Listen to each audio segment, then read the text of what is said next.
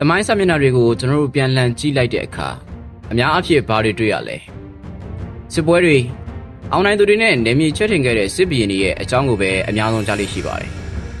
ဒါပေမဲ့ဒီနေ့မှာတော့အဲ့လိုဓာတ်တော်ထက်ကအောင်ပွဲတွေနဲ့မဟုတ်ပဲဓာတ်ကိုမသုံးမဲနဲ့တမ်းမီကိုအေးချမ်းအောင်အုပ်ချုပ်ခဲ့တဲ့သူတယောက်အကြောင်းပြောပြချင်ပါတယ်သူကတော့မြန်မာသမိုင်းမှာတဦးတည်းသောဘီရင်မကြီးအဖြစ်အုပ်စိုးခဲ့တဲ့ရှင်စောပုပဲဖြစ်ပါတယ်ဒီနေ့ကျွန်တော်တို့ကအဓိကထားဆွေးနွေးချင်တာကပြိပခါတွေနဲ့ပြည့်နှက်နေတဲ့သူ့ဘဝအတွေ့အကြုံကသူ့ကိုညဉ့်ညံ့ရဲ့တန်ဖိုးနားလည်အောင်ဘလို့သင်ပေးခဲ့လဲဆိုတဲ့အချက်ပါပဲရှင်စောပုဟာဟန်တောင်တီနဲ့အင်းဝါကြားကမပြီးဆုံးနိုင်ခဲ့တဲ့စစ်ပွဲတွေရဲ့အေးအောက်မှာကြီးပြင်းခဲ့ရသူပါသူကဟန်တောင်ရီရဲ့နာမည်ကျော်တေကောင်းဘရင်ရာသတိရရဲ့တူးတဲ့သောသမီးတော်ပါ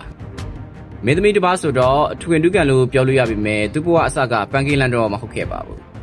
းအသက်25နှစ်အရွယ်ငယ်လေးမှာပဲခင်မိုးတဲ့ဟာကွယ်လွန်သွားပါတယ်။တာတယောက်သမီး2ယောက်နဲ့မုတ်ဆိုးမဖြစ်ခဲ့ရရှာတယ်။အဲ့ဒီချိန်ကခေတ်ကာလအခြေအနေကလည်းအင်းဝဟန်တာဝတီအနှစ်40လို့လူသိများတဲ့ကာလကြီးပေါ့။မျိုးဆက်ပြက်လူနီပါစစ်တမ်းကိုခန်းစားနေရတဲ့အချိန်ရှင်စောပုရဲ့ငယ်ဘဝတစ်ခုလုံးကဒီစစ်ပွဲရဲ့ရေးအောက်မှာပဲကုန်ဆုံးခဲ့ရတာပါ။ဒါကြောင့်လည်းညဉ့်ညံ့ရဲ့တမိုးကိုသူကဘသူထက်မဆိုပုံနာလဲခဲ့မှာတော့သိကြပါတယ်။သူ့ဘဝရဲ့အဓိကအလဲပြောင်းကတော့သူခမဲတော်ရာဇတူရဲ့နေရဆန်ပြီးနောက်1422ခုနှစ်မှာစတင်ခဲ့ပါတယ်။ဘယင်ကြီးမရှိတော့တာနဲ့ဟန်တော်ရီမှာသားတော်တွေအချင်းချင်းထိနှံလူကြအကြီးကျယ်အာဏာလုပွဲတွေဖြစ်လာတော့တာပေါ့။အဲ့လိုပြည်တွင်းမတည်မငြိမ်ဖြစ်နေတာကိုမြောက်ဘက်ကအင်းဝဘယင်တီးရသူကအခွင့်ကောင်းယူပြီးတော့တောင်ပိုင်းကိုစစ်ချီတက်လာပါတော့တယ်။ဟန်တော်ရီရဲ့အားနည်းချက်ကိုကောင်းကောင်းကြီးအသုံးချလိုက်တာပေါ့။အဲ့ဒီမှာပဲရှင်စောပုရဲ့ကံကြမ္မာကတမျိုးပြောင်းလဲသွားခဲ့ရရှာပါတယ်။ဟန်တော်ရီကစစ်မတိုက်ချင်တော့ဘူးစစ်ကိုရက်ချင်တယ်ဒီတော့စစ်ပြင်းငိမ့်မှုအတွက်အသက်29နှစ်အရွယ်မင်းသမီးရှင်စောပုကိုအင်းဝဘီရင်တီကတူစီဆက်တာလိုက်ရပါတယ်ပြောရရင်တော့ရန်သူနယ်မြေတွေကိုနိုင်ငံရေးတစားကန်ဖြစ်သွားခဲ့ရတာပါနိုင်ငံရေးတစားကန်ဆိုတဲ့အသုံးအနှုန်းကဒီနေရာမှာတော်တော်လေးစိတ်ဝင်စားစရာကောင်းပါတယ်တစ်ဖက်မှာတော့ဒါကညဉ့်ညံ့ရေးအတွက်လဲလှယ်လှုပ်ချင်းလို့ဆိုနိုင်ပေမဲ့ရှင်စောပုကိုယ်တိုင်အတွက်တော့ဒါဟာရှင်သန်ရေးအတွက်ဉာဏ်ပညာကိုသုံးချရမယ့်စစ်ပွဲတစ်ခုရဲ့အစပဲဖြစ်ခဲ့တာပါအင်းဝနန်းတော်မှာမိဖုရားတစ်ပါးဖြစ်နေကြရတယ်ဆိုပေမဲ့သူ့ရဲ့အခြေအနေကဘယ်လိုရှိမလဲတွေးကြည့်ပါဦးတကယ်လေးစားခံရတဲ့မိဖုရားတစ်ပါးလားဒါမှမဟုတ်အချိန်မီရဲ့အနေရှိနိုင်တဲ့ရွှေလောင်အိမ်ထဲကငှက်လိုမျိုးလားဘယင်တီအသူရဲ့ချစ်ခင်မှုကိုရခဲ့တယ်ဆိုပေမဲ့တိတ်မကြပါဘူးတီအသူကိုယ်တိုင်နန်းတက်ပြီးတိတ်မကြခင်မှာပဲတပုံလက်ချက်နဲ့လှုပ်ကြံခံလိုက်ရပါတယ်အဲ့နောက်ပိုင်းအင်းဝနန်းတော်အခြေအနေကတကယ်ကိုသွေးစွန်းတဲ့ကာလကြီးဖြစ်သွားတော့တာပါမင်းလာငယ်ခလေးကြီးတောင်ညိုမိုးညင်းမင်းတရားဆိုပြီးတော့ဘီယူနေတပါးပြီးတပါးပြောင်းလဲလူကြံခံရနန်းလူကြနဲ့တိုင်းပြည်ကလုံးဝကိုမငြိမ်မသက်ပါဘူးဒီလိုမိုးမွနေတဲ့အခြေအနေကြားမှာပဲရှင်သောပုဘလို့ရှင်သန်ခဲ့လဲဆိုတာကိုစဉ်းစားသာကြည့်တော့ဗျာတမိုင်းပညာရှင်တွေကြားမှာသူအင်းဝမှာဘလောက်ကြနေခဲ့ရလဲဆိုတာအငင်းပွားနေကြတော့မှာပဲတချို့က9နှစ်တချို့က20အထိလို့ဆိုကြပါတယ်ဒါပေမဲ့သိကြတာတစ်ခုကတော့အဲ့ဒီကာလတစ်လျှောက်လုံးသူကဘသူ့ဘက်မှမပါဘဲနဲ့တတိကြီးကြီးချပြီးနေထိုင်ခဲ့ရတာပါရန်သူတွေဝိုင်းနေတဲ့နန်းတော်ထဲမှာနှစ်ပေါင်းများစွာအသက်ဘေးကလွတ်မြောက်အောင်နေထိုင်ခဲ့တဲ့ဆိုတာကပဲသူ့ရဲ့နိုင်ငံရေးပါနတ်မှုကိုအကောင်းဆုံးသက်သေပြနေတာမဟုတ်ဘူးလားဒါပေမဲ့ဗျာရှင်တန်ယုံသက်သက်နဲ့တော့သူမှမကျေနပ်နိုင်ခဲ့ပါဘူးသူ့စိတ်ထဲမှာအမိမြေဟန်တာဘရီကိုပြန်ကျင်တဲ့စိတ်ကတောက်လောင်နေမှအသေးကြပါပဲအဲ့ဒီအချိန်မှာပဲကံကြမ္မာကသူ့ဘက်ကိုမျက်နှာမူလာပါတယ်ဟန်တော်ရီကနေသူ့ကိုကူညီဖို့တိတိစိတ်ရောက်လာတဲ့မွန်ယဟန်နှစ်ပါးနဲ့အဆက်အသွယ်ရရှိခဲ့ပါတယ်။အဲဒီယဟန်တော်နှစ်ပါးကဓမ္မညာနာနဲ့ဓမ္မပါလာတဲ့ဓမ္မပါလာဆိုတာနောက်ပိုင်းမှာဟန်တော်ရီရဲ့အထင်ရှားဆုံးဘုရင်တစ်ပါးဖြစ်လာမဲ့ဓမ္မစီတီမင်းပဲပေါ့။သူတို့ထွက်ပြေးဖို့ကြံစီနေတဲ့အစီအစဉ်ကတော့တကယ်ကိုရုပ်ရှင်ဆန်ပါတယ်။ရှင်စောပုကစစ်တမျိုးကိုတောက်ပြီးတော့ကူးဆက်တတ်တဲ့ဝိုင်ယောဂဖြစ်ချင်အောင်ဆောင်လိုက်ပါတယ်။အဲဒီခေတ်ကကူးဆက်ယောဂဆိုရင်ဘုရင်တွေကသိကြောက်ရတဲ့ကာလပေါ့ဒါကြောင့်အဲ့ဒီတုန်းကအင်းဝဘီရင်မိုးညင်းမင်းတရားကယောဂကုမဆိုတာနဲ့ရှင်စောပုရဲ့အိတ်ဆောင်ကိုလူသူကင်းရှင်းတဲ့နေရာမှာတည်တံ့ခွဲထားလိုက်ပါတယ်အဲ့ဒါကိုပဲရှင်စောပုတို့ကအခွင့်ကောင်းယူလိုက်တာပါညသကောင်ကျရောက်တော့ရဟန်းတော်တွေကရှင်စောပုကိုစောင်းနဲ့ပတ်ပြီးတော့တစ်တာကြီးတုံးနဲ့ထည့်လိုက်ပါတယ်ပြီးတော့ဒါဖုံးကြောင်းအတွက်လူပွဲပစ္စည်းတွေပါဆိုပြီးတော့နန်းတော်တကားကိုဖျက်ကျော်တဲထုတ်သွားခဲ့ကြပါတယ်အဲ့ဒီခေတ်ကရဟန်းတန်ဃာတွေကိုလူတွေကအလွန်ယိုသေးကိုင်းဆိုင်ကြတော့နန်းတော်တကားဆောက်တွေကတစ်တာကိုဖွင့်ဖောက်စစ်ဆေးဖို့ဝင်လင်းနေခဲ့ကြပုံရပါတယ်ဒါဟာရဟန်းတော်တွေရဲ့ဘာသာရေးဩဇာကိုနိုင်ငံရေးထွက်ပေါက်အဖြစ်ပပနက်နက်နဲ့အသုံးချသွားတဲ့အကွက်တစ်ခုပါပဲအဲဒီနောက်တော့ ARD မြစ်ထဲမှာနေပုံညသွားခီးနေခဲ့ရတဲ့ရွက်တွေကိုမြင်အောင်ကြည့်လိုက်ပါတကယ်ကိုအသက်နဲ့ရင်ခဲ့ရတဲ့ခီးပါမုံညင်မီဒီယာကထွက်ပြေးမှန်းသိသိချင်းလှေဆေးမောင်းများစွာနဲ့လိုက်ဖမ်းခဲ့ရပေမဲ့မမီးတော့ပါဘူးဒါပေမဲ့ဇလန်းကဒီမှာမပြီးသေးပါဘူး အမိမြေကိုပြန်ရောက်လာပြီဆိုတော့အေးစစ်စစ်ဖြစ်ပြီလို့ထင်ရပေမဲ့သူပြန်ရောက်လာတဲ့အချိန်မှာပဲဟန်သာဝတီကလည်းမငြိမ်မသက်သေးပါဘူးသူ့မောင်တော်နောင်တော်တားတော်တွေအပါအဝင်ဘယင်းနေဇက်တိုက်လောက်ကြံခံရလမ်းလူပွဲတွေနဲ့ရှုပ်ထွေးနေတုန်းပါပဲနောက်ဆုံး1453ခုနှစ်ရောက်မှာတော့ထိနက်ဆက်ခံမှုဟန်သာဝတီမှာအမျိုးသားမင်းမျိုးနွယ်ဆိုလို့တယောက်မှမကြံတော့တဲ့အခြေအနေဖြစ်သွားခဲ့ရပါတယ်တိုင်းပြည်မှာမင်းမဲ့နေပြီအဲ့ဒီအချိန်အဲ့ဒီနေရာမှာပဲမြမသမိုင်းမှာတစ်ခါမှမဖြစ်ဘူးခဲ့တဲ့ဘယ်သူမှမထင်မှတ်ထားတဲ့သမိုင်းဝင်ဖြစ်ပျက်တစ်ခုဖြစ်လာပါတော့တယ်မှုမတ်တွေကအသက်60အရွယ်ရှေစောဘူးကိုဘေးမာကြီးအဖြစ်နန်းတင်ဖို့တညွတ်ထဲဆုံးဖြတ်လိုက်ကြပါတယ်စဉ်းစားကြည့်ဗျာအသက်60ဆိုတာအတိခေတ်ကအုံမင်းမစွန့်ဖြစ်နေတဲ့အရွယ်ပါဒါပေမဲ့သူတို့ဘာလို့ရွေးချယ်ခဲ့ရလဲအဓိကအချက်ကတော့သူရဲကောင်းဘရင်ရာဇတိရဲ့သွေးသားရင်းချဖြစ်နေလို့ပေါ့ဒါပေမဲ့ဒီထက်ပိုရေးကြီးတာကအင်းဝမှာနှစ်ပေါင်းများစွာအန်ရကြားထဲကနေရှင်သန်ခဲ့ရတဲ့သူ့ရဲ့နိုင်ငံရေးဝါကိုမှုမှတ်တွေကယုံကြည်ခဲ့ကြတာပ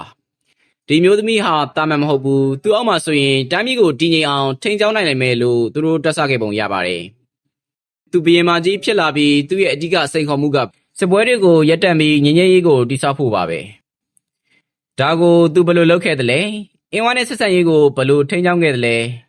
ဒီနေရာမှာသူ့ရဲ့အုပ်ချုပ်မှုပုံစံကတော်တော်လေးကိုစိတ်ဝင်စားစရာကောင်းပါတယ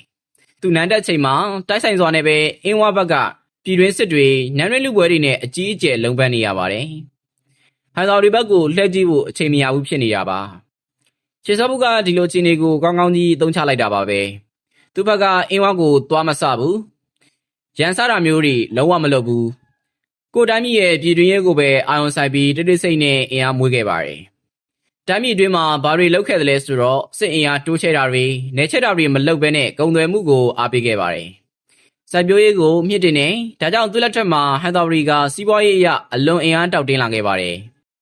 ငြိမ်းချမ်းရေးကိုစစ်ပွဲနဲ့မဟုတ်ဘဲနဲ့တန်တမာရေးပါနှက်မှုနဲ့တိစောက်ခဲ့တာပါဒီလိုအေးချမ်းလာတဲ့အခါကျမှသူ့ရဲ့အထင်ရှားဆုံးမွေနစ်ကိုဖန်တီးဖို့အချိန်ရရှိလာပါတော့တယ်အဲ့ဒါကတော့ကျွန်တော်တို့အခုမြင်တွေ့နေရတဲ့ရန်ကုန်မြို့လယ်ကရွှေတိဂုံစီတော်ကြီးပဲဖြစ်ပါတယ်သူ့လက်ထက်မှာဇရီတော်ရဲ့ညံတော်ကိုမီတာ40ကနေ90အထိမြင့်တင်တိစောက်ခဲ့တာပါဒါပေမဲ့လူတွေရဲ့စိတ်ထဲမှာအဲ့ဒီအမြင့်ထက်ပိုပြီးဆွဲထင်ကြံရစ်နေတာဒီနေ့အထိပြောစမှတ်ပြုနေတာကတစ်ခုပဲရှိပါတယ်အဲ့ဒါကတော့သူ့ရဲ့ကိုလေးချိန်နဲ့ညီမျှတဲ့ရွှေစင်တွေကိုရွှေပြားခတ်ပြီးတော့ဇရီတော်မှာကတ်လူခဲ့တာပါပဲသမိုင်းမှာရွှေချိန်တင်ဖျားစုလို့ပြောစမှတ်တွင်ခဲ့တာအဲ့ဒါကြောင့်ပါကိုလေးချိန်ညီမျှတဲ့ရွှေတွေကိုလှူတယ်ဆိုတဲ့အတွေ့ကတိတ်ကိုအားကောင်းတဲ့ message တစ်ခုပါပဲဒါကသူ့ရဲ့ဘာသာရေးကန်ဆိုင်မှုကိုပြရအောင်နေမကဘူးတိုင်းပြည်ဘလောက်ချမ်းသာကြွယ်ဝနေပြီလဲဆိုတာကိုပါကဘာကိုပြသလိုက်တာပါသူကရွှေလူယုံတက်တော့မဟုတ်ပါဘူးဇေဒီတော်ပတ်ဝန်းကျင်တစ်ခုလုံးကိုကြောက်ပြားတွေခင်းတာဇေဒီတော်ကိုထာဝရထိမ့်သိမ်းဆောင်ရှောက်ဖို့အတွက်ကြေးကျွန်တွေမြေတွေပြီးတော့အမှုတန်းတွေကိုပါစနစ်တကျလှူဒန်းခဲ့ပါတယ်ပြောရရင်တော့ရွှေတုံးဇေဒီတော်ကိုယနေ့ခေတ်လိုမျိုးဘာသာရေးချက်ချနေရတစ်ခုဖြစ်လာအောင်အခြေခံအုတ်မြစ်ကိုခိုင်ခိုင်မာမာချပေးခဲ့တာပါသူဟာခံတော်တွေနန်းတော်တွေတိုင်းပြည်ရဲ့ဝင်းကြီးကိုတိစောက်ခဲ့တာလို့ပြောရင်တော့မမှားပါဘူးဒီုံနဲ့9နှစ်လောက်အေးချမ်းအုပ်ချုပ်ခဲ့ပြီးတဲ့နောက်1458ခုနှစ်မှာသူ့ဘဝရဲ့အရေးကြီးဆုံးဆုံးဖြတ်ချက်တစ်ခုကိုချမှတ်လိုက်ပါတယ်အဲ့ဒါကတော့ထီနန်းကိုဆွန့်လွတ်ဖို့ပါပဲဒီနေရာမှာထူးခြားတာကထီနန်းဆက်ခံသူကိုရွေးချယ်ပုံပါပုံမှန်အစဉ်လာရဆိုရင်သူ့ရဲ့သွေးသားတော်ဆက်တဲ့မင်းမျိုးနွယ်တွေကိုပဲရွေးရမှာလေဒါပေမဲ့သူကအဲ့လိုမလုပ်ခဲ့ပါဘူးသွေးသားတော်ဆက်မှုကိုပဲအဓိကထားတဲ့အဲ့ဒီခေတ်ရဲ့ဒလိထုံနှန်းကိုလုံးဝစိန်ခေါ်လိုက်ပါတယ်သူကိုအင်းဝါကနေအသက်ခဲ့တဲ့ရဟန်းလူတွေဓမ္မစီရီကိုသူသမီးတော်နဲ့လက်ထပ်ပေးပြီးကြီးနှန်းကိုလွှဲအပ်ခဲ့တာပါဥမတ်တွေကအကြီးအကျယ်ကန့်ကွက်စရာပေါ့ဒါပေမဲ့သူဘာလို့ဒီလောက်ကြီးတဲ့စွန့်စားမှုကိုလုပ်ခဲ့တယ်လဲဒါဟာသူ့ဘဝအတွေ့အကြုံအကြောင်းလို့တော့ကျွန်တော်မြင်မိပါတယ်သူဟာအင်းဝါမာရောဟန်တော်ဒီမှာပါအရေးချင်းမရှိတဲ့သွေးသားတော်ဆက်မှုတစ်ခုတည်းနဲ့ထိနှံတက်လာတဲ့မင်းတွေကြောင့်တိုင်းပြည်ဘလောက်ပျက်စီးလဲဆိုတာကိုသူကိုယ်တိုင်မြင်ကိုတွေ့ကြုံခဲ့ရတာကိုသွေးသားထက်အရေးချင်းကိုဦးစားပေးတဲ့သူ့ရဲ့ဒီဆုံးဖြတ်ချက်ကသူ့အတွက်တော့ကိုမိသားစုအာဏာတည်မြဲရေးထက်တိုင်းပြည်ရဲ့အနာဂတ်ကပိုအရေးကြီးနေလို့ပါပဲသူကဓမ္မစရီရဲ့ဉာဏ်ပညာသစ္စာစောင့်တည်မှုနဲ့အုပ်ချုပ်နိုင်စွမ်းကိုယုံကြည်ပါတယ်ဒါဟာအရေးကြီးတဲ့ကျေးဇူးတရားကိုအတိမတ်ပြုနည်းဖြစ်တယ်လို့တစ်ဖက်မှာလည်းခေါင်းဆောင်တစ်ကောင်တစ်ယောက်ကိုပပနက်နက်ရွေးချယ်နိုင်ခဲ့တဲ့အကြီးမားဆုံးနိုင်ငံရေးပြည်ရွယ်လို့ပြောရင်လည်းမမှားပါဘူးသူဆုံးဖြတ်ချက်ကအမှန်ကန်ခဲ့သလားဆိုတာကိုတမိုင်းကသက်သေပြခဲ့ပါတယ်ဓမ္မစရီမင်းလက်ထက်မှာဟန်တော်ရီဟာစီးပွားရေးယဉ်ကျေးမှုသာသနာရေးမှာအထွန်းကားဆုံးရွှေခေတ်ကိုရောက်ရှိခဲ့ပါတယ်ဒါဟာရှေစောဘုရဲ့အမျှော်မြင်ကြောင်းပါရှေစောဘုကိုယ်တိုင်ကထီနန်းကိုဆွန့်လွတ်ပြီးဒဂုံ အခုကျွန်တော်တို့သိတဲ့ရန်ကုန်မြို့ကိုပြောင်းရွှေ့ခဲ့ပါတယ်အာနာနဲ့ဝေးရာသူမြန်နိုးတဲ့ရွှေကုံစီတော်ကြီးရဲ့ရိပ်အောက်မှာပဲသူ့ဘဝရဲ့နောက်ဆုံးအချိန်တွေကိုအေးအေးချမ်းချမ်းနဲ့ကုန်ဆုံးခဲ့ပါတယ်တမိုင်းမှတ်တမ်းတွေအရသူကအသက်89နှစ်အရွယ်မှာရွှေကုံဖျားကြီးကိုမျှော်ကြည့်ရင်နှွဲရဆန်ခဲ့တယ်လို့ဆိုကြပါတယ်သူ့ဘဝရဲ့အစနဲ့အဆုံးကိုပြန်ရှင်းကြည့်လိုက်ဗျာလုံးဝကိုမတူညီတော့ပါဘူးနိုင်ငံရေးဇာတ်ကွက်တွေကတစားကန်ဘဝကနေစတင်ခဲ့ရပေမဲ့နောက်ဆုံးမှာတော့တိုင်းပြည်ကိုငြိမ်းချမ်းရေးနဲ့တာယာဝပြောမှုတွေဆောင်လာပေးတဲ့ဘေးမာကြီးအဖြစ်သမိုင်းတွင်ကျန်ရင်းခဲ့ပါတယ်သူရဲ့အကြီးမားဆုံးဝင်နေကစစ်ပွဲတွေကိုရပ်တန့်နိုင်ခဲ့တာတခုတည်းမဟုတ်ပါဘူးခေါင်းဆောင်တယောက်ကိုရွေးချယ်ထားခဲ့တာပြီးတော့မွေရပါအခွင့်အရေးတက်အရေးချင်းကပိုရေးကြီးတယ်ဆိုတဲ့တော်လန်တဲ့စံနမူနာတစ်ခုကိုချပြခဲ့တာပဲဖြစ်ပါတယ်သူရဲ့ဒီဆုံးဖြတ်ချက်ကြောင့်ဟန်တာဘရီဟာနောက်ထပ်နှစ်ပေါင်းများစွာတည်ငြိမ်သာယာခဲ့တာပေါ့နောက်ဆုံးအနေနဲ့မိတ်ဆွေတို့ကိုစဉ်းစားစရာလေးတစ်ခုချန်ထားခဲ့ကြပါတယ်ကျွန်တော်တို့ကတမိုင်းတွေကခေါင်းဆောင်တွေကိုသူတို့အောင်နိုင်ခဲ့တဲ့စစ်ပွဲရည်တွက်နဲ့တိုင်းတာလေးရှိကြတယ်မလားဒါပေမဲ့ရှေ့စောပုရဲ့ဇလန်းကတော့ကျွန်တော်တို့ကိုမေးခွန်းတစ်ခုထုတ်စေပါတယ်ခေါင်းဆောင်တယောက်ရဲ့အကြီးမြတ်ဆုံးအောင်မြင်မှုဆိုတာသူမဖြစ်ပွားအောင်တားဆီးနိုင်ခဲ့တဲ့စစ်ပွဲတွေပြီးတော့အဲ့ဒီငြိမ်းချမ်းရေးကြောင့်ဖူးပွင့်လာခဲ့တဲ့တာယာဝပြောမှုတွေဒါတွေကပိုပြီးစစ်မှန်တဲ့အောင်မြင်မှုဖြစ်နိုင်မလားဆိုတာပါပဲဒီမေးခွန်းလေးနဲ့ပဲရှေ့စောပုရဲ့ဇလန်းကိုဒီမှာပဲညီကုန်းချုပ်လိုက်ပါတယ်ခင်ဗျာနားဆင်ပေးကြတဲ့အတွက်အားလုံးကိုကျေးဇူးအထူးပဲတင်ရှိပါတယ်ခင်ဗျာ